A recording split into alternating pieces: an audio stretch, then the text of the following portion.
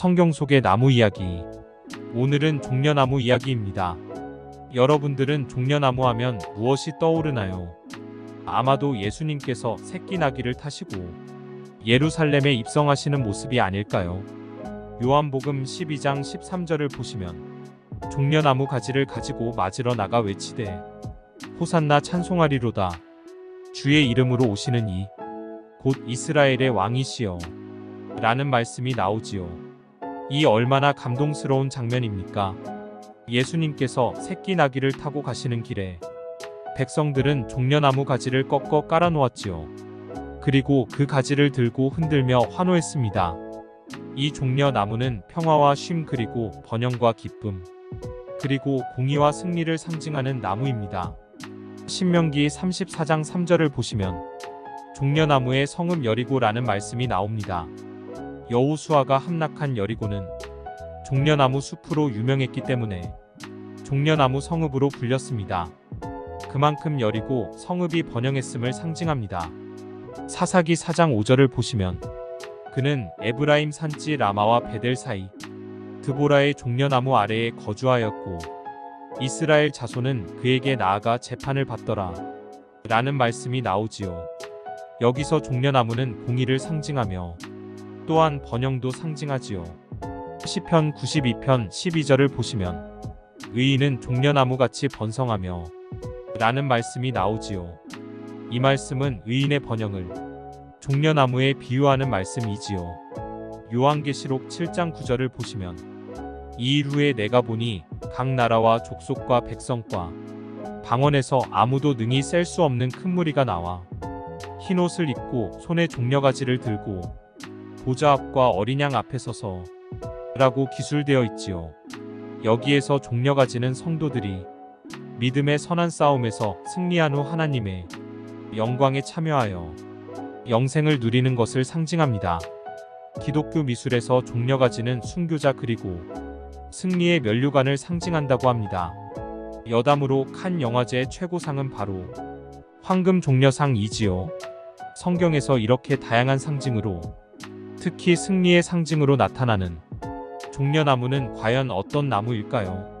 종려나무는 중국이 원산지인 야자나무과 식물로서 5m 정도 크기로 자라며 영어로는 팜트리라고 합니다. 한반도에서도 자생종으로서 오래전부터 자라고 있는 것으로 기록되어 있지요. 종려나무 잎은 마치 부채를 펼친 것과 흡사한 모양을 가지고 있습니다. 그런데 성경에 나오는 종려나무는 본래 이름이 대추야자 나무입니다. 영어로는 데이트 팜트리라고 하지요. 야자나무과의 늘 푸른 큰 키 나무입니다.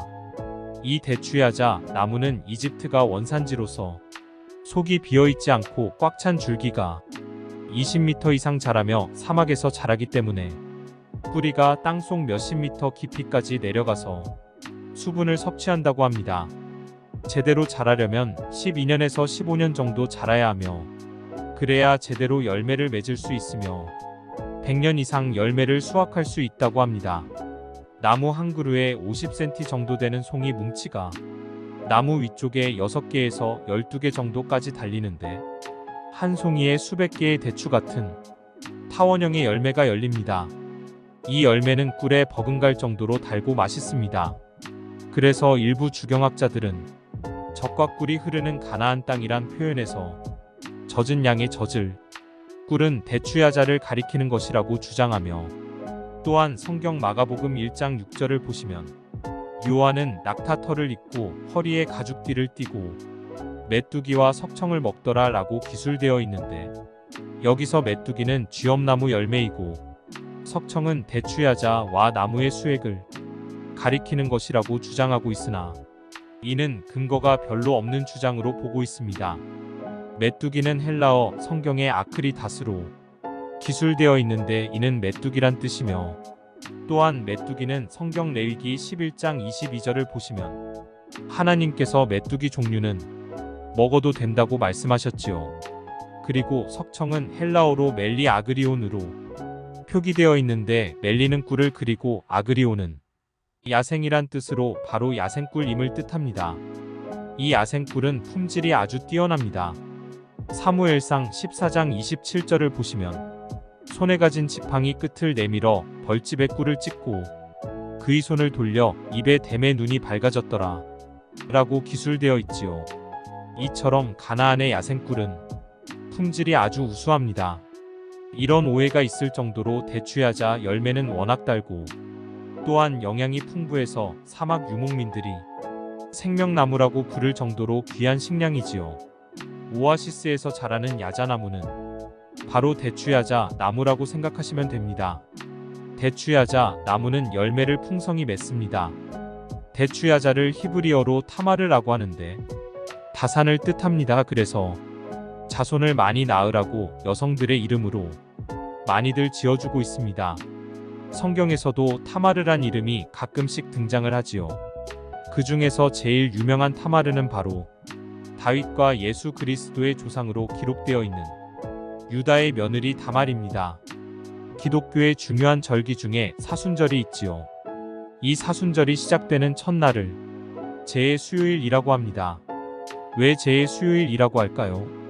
그 뜻은 자신의 죄를 참회함의 상징으로 머리에 제를 뿌리는데 이 제가 바로 대추야자 나무를 태워서 만든 제입니다.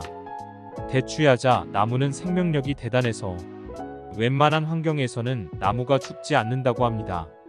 그러나 나무가지가 위로 쭉 뻗어 올라간 가지 상층부의 하늘을 향해 직선으로 뻗어 있는 가지 부위가 바로 이 나무의 생장점인데 이곳을 꺾어버리면 한순간에 죽어버린다고 합니다. 그 생장점을 키파 트마림이라고 부르는데 키파랑 가장 높은 계층을 뜻하고 트마림은 타마르 즉 대추야자 나무를 가리킵니다. 유대인들이 머리에 쓰는 작은 덮개 이것을 키파라고 하는데 바로 대추야자 나무에서 유래한 말이지요. 여기에는 성도가 믿음으로 살지 않으면 대추야자 나무처럼 한순간에 죽어버린다는 상징과 교훈이 들어 있습니다. 우리 성도들도 신앙생활을 하면서 하나님께 나아갈 때 두려움과 떨림의 마음으로 나아가 하나님을 믿는 믿음 안에서 하나님의 뜻에 따라 순종하며 모든 것 하나님께 영광을 올려드리는 거룩한 삶을 살아가야 하겠습니다. 오늘은 여기까지입니다.